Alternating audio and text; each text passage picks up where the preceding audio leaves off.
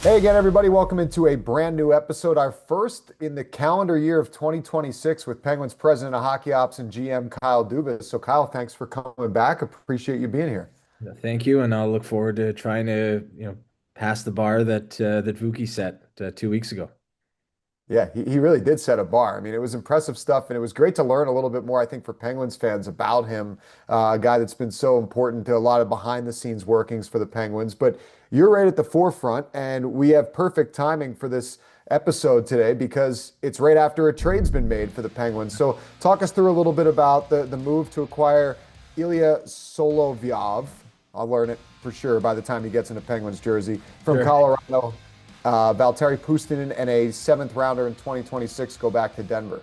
Yeah, so Ilya was a defenseman that we had looked at, in a very in-depth way when early on in the year in the fall before he went to Colorado from Calgary, and then continued to keep an eye on him as he was in Colorado. He did a conditioning stint in the American League, and then games back up top, and then with the injury to Caleb Jones on his rehab assignment in Wilkes-Barre, I just felt we're down a man there, and it was important for us to try to fill that gap. And then so it's a 25-year-old that all of our our departments on the personnel side, R&D side, all are fans of and believe that he's got good potential. So he's got this year and next year under team control, and we just think he's shown enough defensively, definitely to make stops and be able to play that role, but also with the puck ability to get up the ice and transition the puck well. So it just continues in the trend of trying to add younger talent to the organization any chance that comes up. And it's a seventh round pick, so it's from deep in our reserve that we've kind of built up, and then Pusty will go as well and be a good opportunity for him in a change elsewhere in a new organization. Yeah, so we'll see how Solovyov develops here in Pittsburgh. Expected to be in the organization's fold here momentarily, coming over from Colorado earlier on Tuesday. Another defenseman who's very much in the fold, but apparently there's been a wrinkle in his status, is Kris Letang. Now, the team practiced in Calgary on Tuesday. He's obviously shouldered a heavy load in the absence of Erik Karlsson, as have a few guys stepping up, which I'll get to later in the episode. But sounds like day-to-day, upper body. Anything more you can share on that for Kris Letang? Well, we would have just said maintenance day, but the last time we did that, it ended up being a prolonged absence for Gino, as that kind of worsened. So it's day to day for Kris. We'll have more of an update. Tomorrow Dan will provide it in the morning skate as to his availability for the game against Calgary and subsequently Edmonton and Vancouver. But Kris has stepped up, played great hockey for us here, especially in this last stretch, and so we'll look forward to getting him back to 100% and keeping him rolling. Yeah, he's been a big part of the team's success, Kyle. I mean, you don't need me to tell you, but since the holiday break, 8-2-2 is the fourth best record in the National Hockey League. You're in third place as things sit in the Metro with some games in hand and factors to potentially be able to improve your positioning even more. What have you liked about this seeming 180 from the group that went into that holiday break to the team that came out of it? Well, I think more than anything, and not to simplify it too much, but I just like the way that we've played. I think since the break and coming out of it, I think we've carried the play in the majority of the games. Maybe the Tampa game at home was the one where I felt we got back on our heels a little bit, but then we bounced right back. Last week during the week, and found a way to continue to win games. And so I think it's not only the fact that we've won, but it's the fact that I feel like we're carrying the play. We're doing a really good job defensively. The goaltending, both guys have been really strong, and that's allowed Dan just to continue to keep both fresh and keep them both rolling and active, which I think is vital to both of them, and it's vital to the team. And then I think defensively, we've probably been at our best in this stretch versus any other in the whole year. And we've also continued to get offense from all throughout the lineup. And so I think since we've come out of the Christmas break, I think we've shown really what we're capable of. And this is the longest stretch where we've put it together consistently. The Penguins, they have points in four straight, and they are set to begin a back-to-back in Alberta where they'll take on the Calgary Flames on Wednesday, the Edmonton Oilers on Thursday, and much more for us to get to when we come back after this. No one gets you ready for puck drop like Penguins Face Off Live. Pre-game insights, analysis, and a word straight from the coach. Penguins Face Off Live before every game on SportsNet Pittsburgh. Presented by Highmark Blue Cross Blue Shield. Welcome back. Well, Kyle, it was a big kickoff to this road trip for the Penguins Monday in Seattle, 6-3 win over the Kraken and kind of a business-like road performance. But one of the highlights of that game, and there was a lot to like. A lot of guys contributed. Stuart Skinner was solid again to get his 5th win in 6 games. But you get a shorthanded goal in the first period from Connor Dewar, the former Everett Silvertip captain, by the way, in his old stomping grounds there in Seattle, or outside Seattle, I guess I should say. But that's a guy last year that came to the Penguins along with Connor Timmins from Toronto, an organization you know well, at the deadline. And I felt like it was a kind of under the radar move. You re-up him this summer, and his fit here has been unbelievable. I mean, he's 1 goal away from tying a career high. In fact, actually, now that I say that, he did tie his career high yesterday with 2 goals in that win against the Kraken. So when you think about him and what you expected to what you've gotten, how does it kind of all measure up? Well, I think last year with him, he was injured at the start of the year with Toronto, and then the puck just wasn't falling for him there, and they were a very good team, and obviously loading up, and he became sort of, as happens, he became sort of the odd man out, and and it was very close to the deadline, and we just saw it. Obviously, I'm very familiar with Connor Timmins because we've had him now and the Sioux in Toronto and here. But Connor Dewar, we just felt was a player that could provide us depth, provide us good energy, play in the 3rd or 4th line for us down the stretch, and he's going to be competitive. He's going to be low maintenance, and he's going to play hard, be able to kill penalties. And I think he jumped in. He's got a little bit more scoring luck when he came to us last year, and I think everyone loved having him around. You probably couldn't ask for a more lower maintenance player in your organization. Just puts in his work every day, continues to push and get better, continues to work with the development staff, work closely with that group to try to continue to improve his skill set and overall game, and does so without ever having to be prodded or pushed or asked. And you enjoy having those players around. You locked up his centerman here in recent weeks to a 3-year extension. I'm just curious, when you looked at the options available to you moving forward with this current roster, what was it about Lizotte that you zeroed in on and felt like you needed to make him a part of it here for the near future? Well, I think just in my experience, and most notably, probably in some of the areas where I've erred in the past, in my time going back to the Sioux, Toronto, here, when you have people like Blake that play that role and do so without complaint and do so without wanting to take on more of an offensive side, they're really hard to find. And so when you have them, I'm not trying to overstate it, but when you have them, you especially when they're the age that Blake is and the ages that he's signed for, he's going to be an extremely good player for us that whole time. Another guy you acquired in a deal earlier this month was Egor Chinakhov, in division trade with the Columbus Blue Jackets, and he's looked like a guy that's potentially just starting to scratch the surface of what he could become as a Pittsburgh Penguin. I'm curious, though, when you look at him, I know we had a great breakdown last episode with Vuki about the process in acquiring him from Columbus, but when you look at what he's done since and you think about this is a guy that's an RFA, you'll have contract control going into the summer, what does he need to do through the remainder of this regular season to show you that he should be a part of the Penguins moving forward? Well, I mean, it's a player that we've talked about for a long time and had discussions with Don Waddell for a long time about in-division trades aren't always the easiest to do for a number of reasons, especially when it's a young player with potential that maybe isn't getting opportunity that people in the organization think he should. You tend not to want to trade them in division and have to see them 4 times or more per year.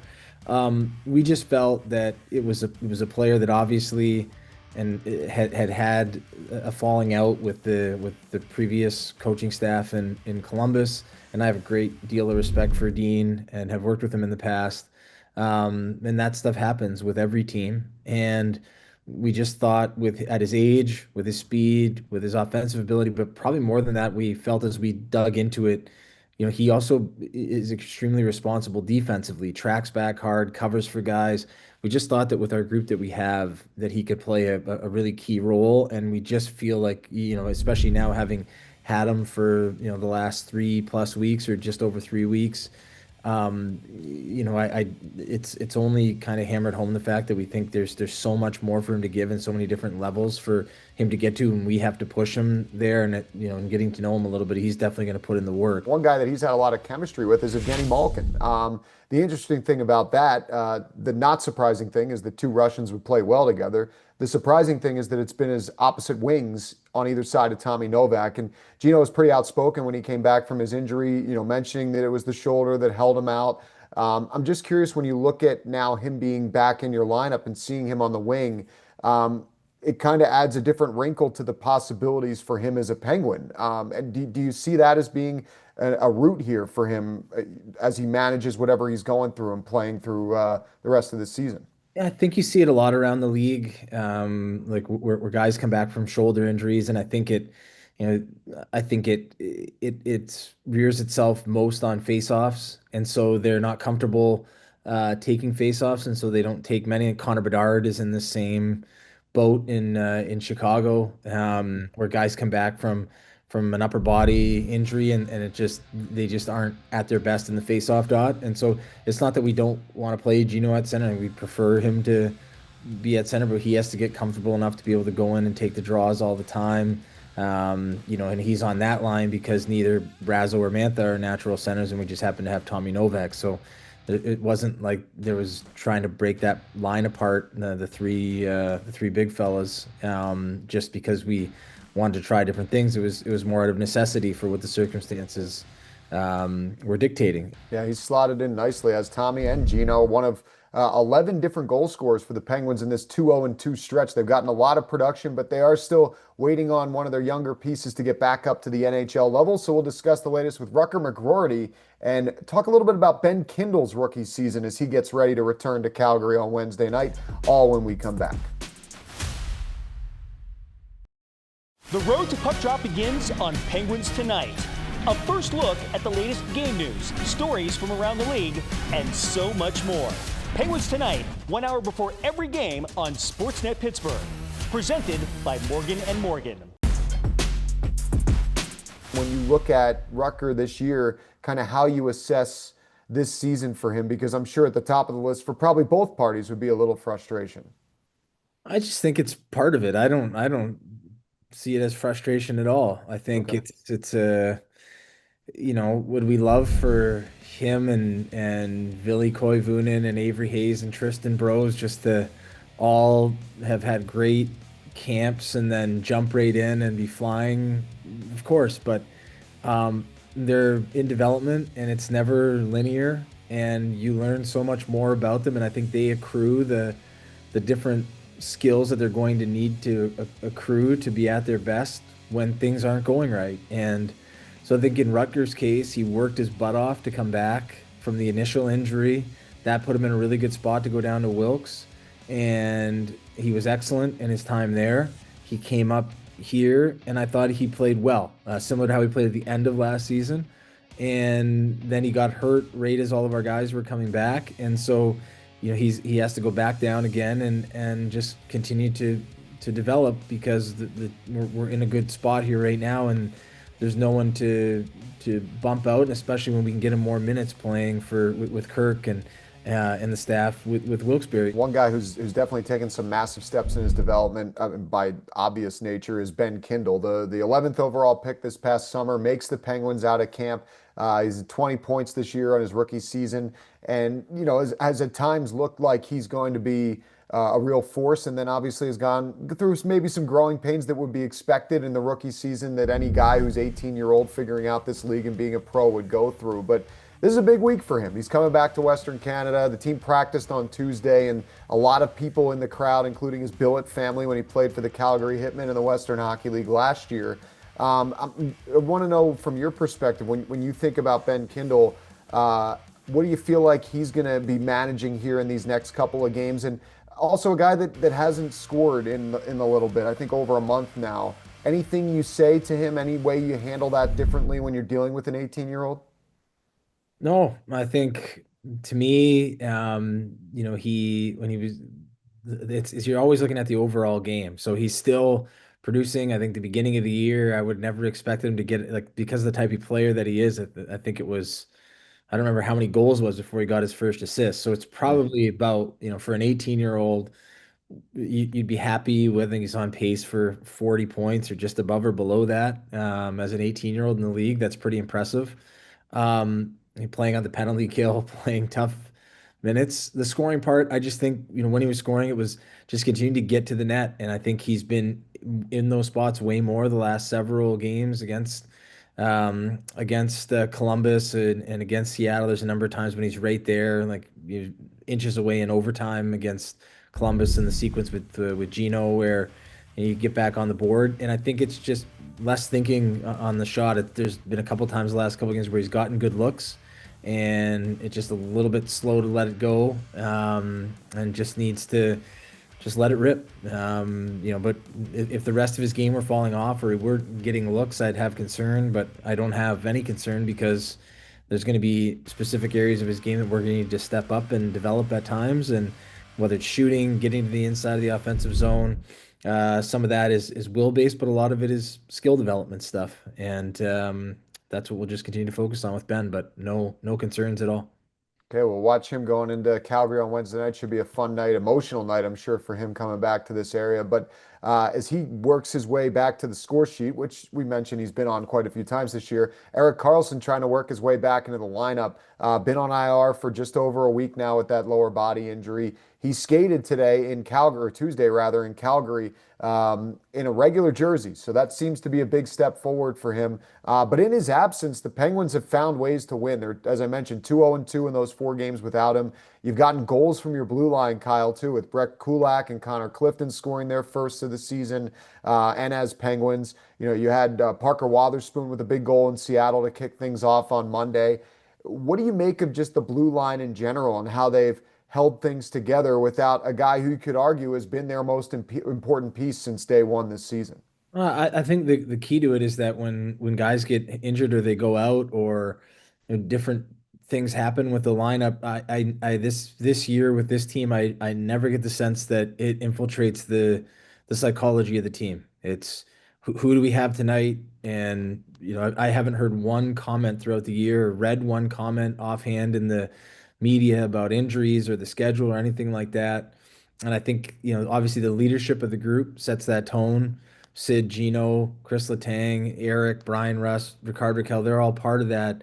But I think part of it is just the mindset of the group. And whoever can go tomorrow and against Calgary and against Edmonton, I think the coaching staff are going to put them in a good spot, and they're going to be ready to roll. Whether it's Jack St. Ivany comes back in or Ilya Soloviev makes his debut, and we get rolling that way. But whatever we have, we'll make the most of it. And if guys are out, it'll be a great opportunity for others. And obviously, you'd love to have your full lineup all the time, but around the league, there's teams in a lot worse spots than we have. And we played Tampa last week, and you look at their blue line. I think it's a pretty good example of what you can accomplish if you just keep rolling along and keep your head down and don't let any of the excuses get into your room and in your mind. And I think that's a massive credit to the leadership on the player side and to Dan and his staff. Here, we don't just watch the Penguins. We live every tipped puck. Unbelievable. Every battle. You need more of this. Every new prospect. This is a glimpse of the future. Everything you love about the Pens, we do too. I'm down here between the benches. You know what that means, Pens fans? Cheers for that. At the front, did they score? We manifested it. Stream the Penguins all season long on SNP 360. Welcome back. Well, Kyle, as you and I talk right now, we are in Canada. Only fitting that we finished with some Canadian hockey talk, and you obviously had a hand in the selection of the Canadian Olympic roster. Sidney Crosby recently on Monday played game number 1400 in Seattle, capped it off with his casual third straight multi-point effort in that Penguins victory. Let me ask you the hardest question I've ever asked you. How difficult was it to select Sidney Crosby for Team Canada in the 2026 Olympics? It was the easiest ever because they didn't ask me my opinion on that one. It was a foregone conclusion way before. That's quite a great spot to be in, and if you can get there in your career when you're just automatic for those types of things, and he's obviously earned it as you and many others have watched every night for a lot longer than I have in Pittsburgh. But it's that was easy because I wasn't even asked. I don't think anybody was asked. I think you just when you get the roster for Canada, it just automatically has 87 Crosby on it. This is year 21 for him. He leads the Eastern Conference in goals. It seems every night on our broadcast we're showing something else that he's done, that he's climbing past not just Hall of Famers, but some of the greatest players this game has ever seen.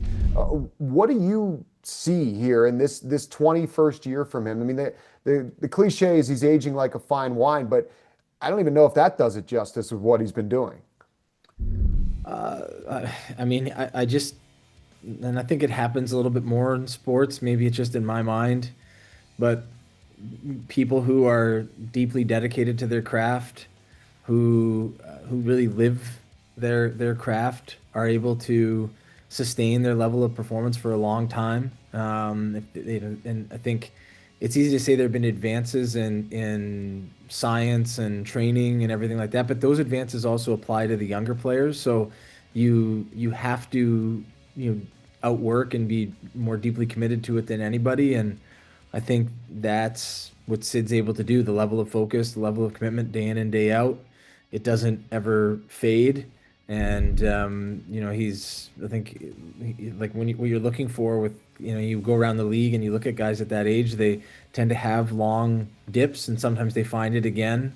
He seems to have very short dips of like a period or a half a period, and which is common for almost everybody anyway. And so it's a lot of fun to watch, and I don't see there any reason to put a timeline on how long he can keep it up for, because in the 3 years that I've been here, I think the performance level has been incredibly consistent, and that's been amongst the best in the league. Kyle, thanks as always for your time. Appreciate you doing this, and we'll catch up down the line. Maybe Vuki jumps back in, maybe we get another special guest, or maybe it's just you again in a couple of weeks. But either way, thanks for doing this. Thanks. I think it's always good to hear from people other than me. It can get rather boring, so we can cycle some folks through. Maybe we'll get all the way through the trade deadline, Josh, and we'll have an extravaganza after that. That would be, hey, that's great. People would sign up for that in a heartbeat.